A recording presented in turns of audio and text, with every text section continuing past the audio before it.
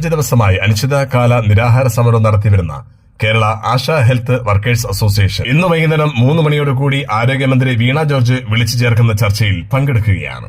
അവർ മുന്നിട്ട് വയ്ക്കുന്ന ആവശ്യങ്ങൾ ഇതാണ്. 1. ഓണറ്റേറിയം 21,000 രൂപയായി വർദ്ധിപ്പിക്കുക. അത് എല്ലാ മാസവും ആദ്യത്തെ 5 ദിവസത്തിനുള്ളിൽ നൽകുക. 2. 2025 മാർച്ച് 12 ഉത്തരവിൽ ഓണറ്റേറിയത്തിന് ഇൻസെന്റീവിലൂടെ പുതിയ മാനദണ്ഡങ്ങൾ ഏർപ്പെടുത്തിയ നടപടി പിൻവലിക്കുക. 3.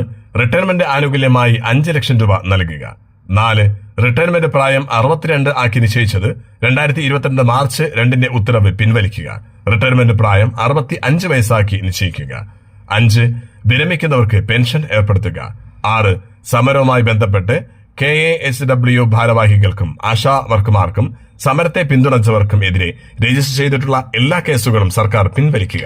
7. സമരവുമായി ബന്ധപ്പെട്ട് ആശാ വർക്കർമാർക്കെതിരെ യാതൊരു പ്രതികാര നടപടികളും ഉണ്ടാവുകയില്ല എന്ന് ഉറപ്പു നൽകുക.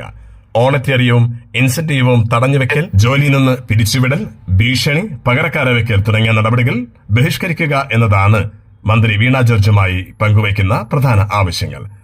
മഴയത്തും വെയിലത്തും തളരാതെ മുന്നോട്ടു പോവുകയാണ് ആശാ വർക്കേഴ്സിന്റെ സമരം. ഇതിന്റെ ലൈവാണ് പ്രേക്ഷകർ